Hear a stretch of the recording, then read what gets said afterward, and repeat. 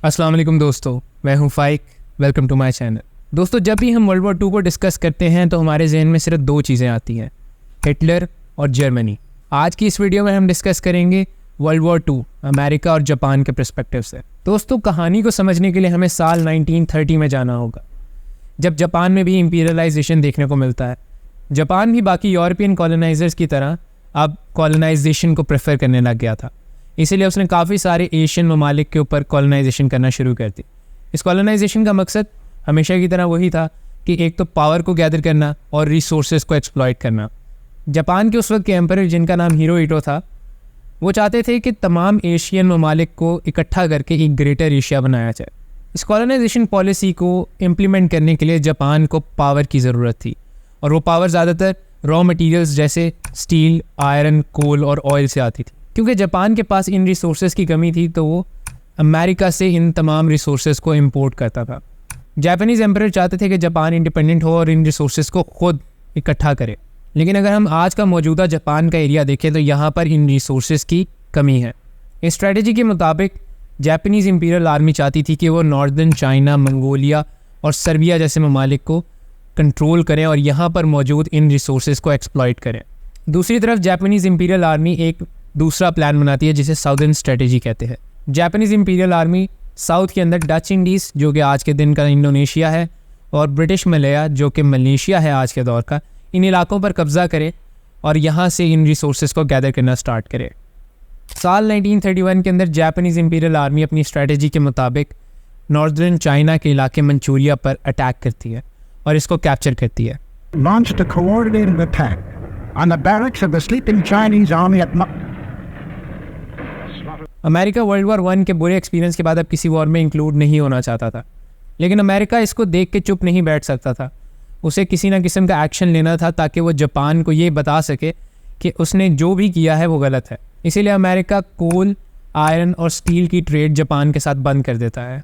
लेकिन इस ट्रेड को ख़त्म करने से जापान को कोई फ़र्क नहीं पड़ता और वो अपनी इन्वेजन कैरी ऑन करता है। जिसके बाद हमें साल 1940 में नेक्स्ट अटैक मिलता है जापान का फ्रेंच इंडो चाइना में, जो कि आज के दौर का वियतनाम और कंबोडिया का इलाका है। ये फ्रांस की कॉलोनी थी। जापान को कहीं ना कहीं लग रहा था कि इस अटैक के बाद अमेरिका उनके साथ वॉर में आ जाएगा, क्योंकि अमेरिका और फ्रांस दोनों ही एलाइज थे और एलाइड पावर्स का हिस्सा रह चुके थे।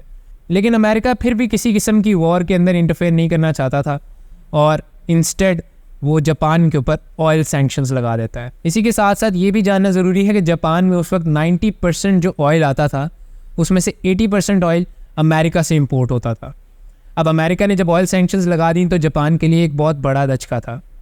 इसलिए स्टार्ट में जापानीज़ एम्परर कुछ विजिट्स करते हैं यूएस को और किसी ना किसी टर्म्स कंडीशन पर ऑयल की ट्रेड दोबारा रिज्यूम करने को कहते हैं, लेकिन अमेरिका किसी किस्म की ट्रेड से मना कर देता है। अमेरिका कंडीशन रखता है कि ऑयल की ट्रेड सिर्फ तब ही शुरू होगी जब जापान नॉर्दर्न चाइना और फ्रेंच इंडो चाइना से वापस चला जाएगा अपनी टेरिटरीज़ में। दोस्तों, फ्रेंच इंडो चाइना को इन्वेड करने का मतलब था कि जापान अब वर्ल्ड वॉर 2 का हिस्सा बन चुका था, क्योंकि फ्रांस एलाइड पावर्स का हिस्सा था और फ्रांस पर अटैक करने का मतलब था कि जापान अब एक्सिस पावर का हिस्सा था, यानी जर्मनी के साथ इन्वॉल्व हो चुका था। इन ऑयल सैंक्शंस को देखते अब जापानीज़ एम्परर हिरोहितो प्लान करते हैं कि साउथ के वो इलाके जो ऑयल में काफ़ी ज़्यादा रिच हैं, जैसे डच इंडीज़ और ब्रिटिश मलया, इन पर अटैक किया जाए। एक के बाद एक जापानीज़ इंपीरियल नेवी इन इलाकों पर कब्ज़ा करना शुरू कर देती है और देखते ही देखते दोनों इलाके, ब्रिटिश मलया और डच इंडीज़, ये जापान के कंट्रोल में आ जाते हैं। इसके अलावा जापान फ़िलीपींस को भी अपने एम्पायर में शामिल करना चाहता था, लेकिन फ़िलीपींस अमेरिका की कॉलोनी थी, यानी अमेरिकन्स यहाँ पर रूल करते थे। अब तक अमेरिका की तरफ से किसी किस्म की वॉर डिक्लेयर नहीं हुई थी, जबकि दोनों ब्रिटिश और डच ये भी अमेरिका के एलाइज थे। लेकिन अमेरिका ने इन इलाकों पे कब्ज़े के बाद किसी किस्म की वॉर डिक्लेयर करने से मना कर दिया, क्योंकि वो वॉर में अभी तक इंक्लूड नहीं होना चाहता था। लेकिन जापान का फ़िलीपींस पर अटैक करना ये समझा जाता कि वो अमेरिका के साथ वॉर में जाना चाहता है। अब जापानीज़ एम्परर सोचते हैं कि फ़िलीपींस पर अटैक करने से पहले वो अमेरिका पर अटैक करके उसके तमाम मिलिट्री फैसिलिटीज़ को तबाह करते। इसीलिए दिसंबर 7, 1941 को जापान पर्ल हार्बर का फेमस अटैक प्लान करता है। जापान पर्ल हार्बर पर 2 वेव्स में अटैक करता है।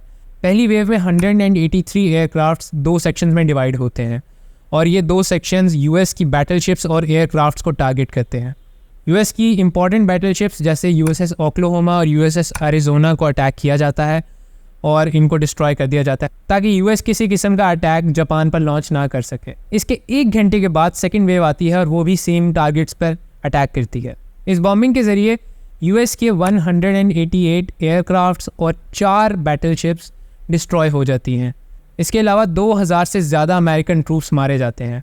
दोस्तों यहाँ एक फैक्ट की बात, तकरीबन जितने भी यूएसएस ट्रूप्स मारे गए थे इनमें से तकरीबन आधे जापानीज़ बॉम्बिंग की वजह से मारे गए और आधे यूएसएस एरिज़ोना बैटलशिप के तबाह होने से मारे गए थे। इस ओपन अटैक के बाद अब अमेरिका जापान पर ऑफिशियली वॉर डिक्लेयर कर देता है। By Japan on Sunday, a state of war has existed between the United States and the Japanese Empire. इसी के साथ साथ चाइना और ब्रिटेन भी जापान पर वॉर डिक्लेयर कर देते हैं। अब अमेरिका, ब्रिटेन और चाइना ये अलाइड पावर्स का हिस्सा बन चुके होते हैं।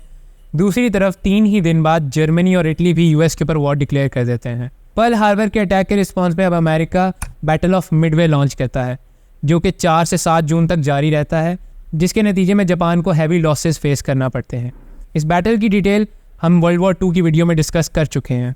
दोस्तों कहानी को फास्ट फॉरवर्ड करते हैं। साल 1943 में इटली और फिर मई 1945 के अंदर जर्मनी वर्ल्ड वॉर 2 में सरेंडर कर देता है, लेकिन जापान किसी किस्म के सरेंडर से मना कर देता है। इसके नतीजे में अमेरिका ऑपरेशन डाउनफॉल प्लान करता है। इस ऑपरेशन का मकसद होता है कि अमेरिकन ट्रूप्स ज़मीनी रास्ते से होते हुए एम्परर को कैप्चर करें और इस वॉर को ख़त्म कर सकें। 1 अप्रैल 1945 को ये ऑपरेशन लॉन्च कर दिया जाता है और अमेरिकन ट्रूप्स ओकिनावा आइलैंड के ऊपर इन्वेड करते हैं। इंटेंस फाइटिंग के बाद अमेरिका इस आइलैंड को कैप्चर करने में कामयाब रहता है, लेकिन इसके नतीजे में तकरीबन 12,000 अमेरिकन ट्रूप्स मारे जाते हैं और 50,000 से ज़्यादा इंजर्ड हो जाते हैं। इसके साथ साथ तकरीबन 1 लाख ओकिनावन्स मारे जाते हैं। इस वॉर के ख़त्म होने से पहले ही American president Franklin D Roosevelt की डेथ हो जाती है 12 अप्रैल 1945 को, जिसके बाद वाइस प्रेसिडेंट हैरी ट्रूमैन अब प्रेसिडेंट की कुर्सी को संभालते हैं। हैरी ट्रूमैन ऑपरेशन डाउनफॉल के रिजल्ट्स को देखते हुए ये समझते हैं कि जापान को बाय लैंड कैप्चर करना मुश्किल है। इसी दौरान इन्हें द मैनहट्टन प्रोजेक्ट का पता लगता है, जहाँ पर कुछ आर्मी ऑफिशियल्स और साइंटिस्ट्स मिलकर एटॉमिक बॉम्ब पर वर्किंग कर रहे होते हैं। 16 जुलाई 1945 को फर्स्ट एटॉमिक टेस्ट कैरी किया जाता है न्यू मैक्सिको के इलाके में और इस सक्सेसफुल रहता है। इस सक्सेस को देखते हुए 26 जुलाई 1945 को ब्रिटेन, चाइना और अमेरिका एक पोट्सडैम डिक्लेरेशन साइन करते हैं। इस डिक्लेरेशन में जापान को अनकंडीशनल सरेंडर का कहा जाता है, लेकिन जापानीज एम्परर इस अल्टीमेटम को इग्नोर कर देते हैं। जापानीज एम्परर चाहते थे कि जापान सिर्फ एक ही सूरत में सरेंडर करेगा जब तमाम जिन इलाकों पर जापानीज एम्पायर का कब्जा है उनको जापान के अंडर ही रहने दिया जाए, लेकिन पोट्सडैम डिक्लेरेशन के मुताबिक अनकंडीशनल सरेंडर मांगा गया था। 3 अगस्त 1945 को हैरी ट्रूमैन ऑथराइज करते हैं कि जापान पर एटॉमिक बॉम्ब गिराया जाएगा और 6 अगस्त 1945 को हिरोशिमा के इलाके के ऊपर एक बोइंग B-29 का जहाज़ गुजरते हुए एक nuclear bomb the little boy को गिरा देता है।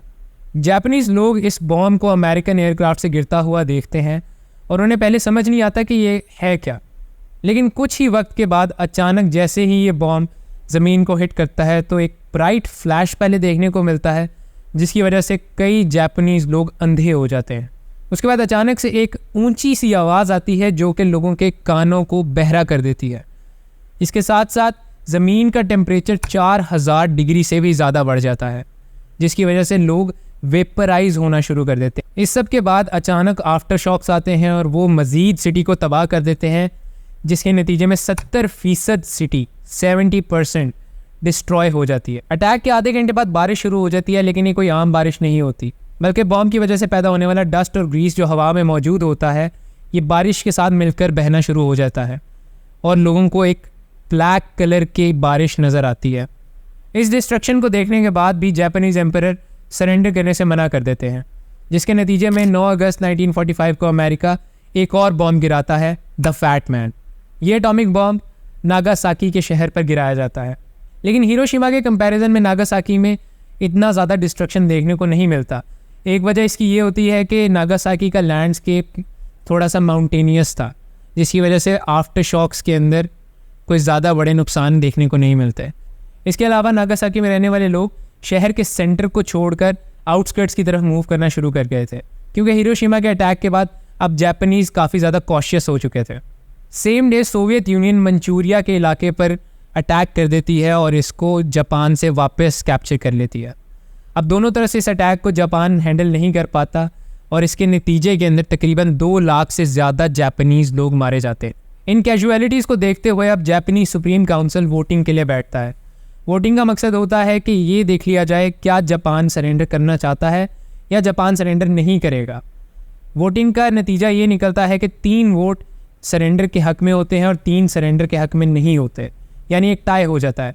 यहाँ पर जापानीज़ एम्परर का वोट मांगा जाता है जो कि जापान को सरेंडर करने के हक़ में होता है और ऑफिशियली 2 सितंबर 1945 को जापान सरेंडर कर देता है और वर्ल्ड वॉर 2 ख़त्म हो जाती है। उम्मीद करता हूँ वीडियो आपको अच्छी लगी होगी। अगर अच्छी लगी है तो लाइक कर दीजिएगा और चैनल को सब्सक्राइब। अगली वीडियो तक अल्लाह हाफ़िज़।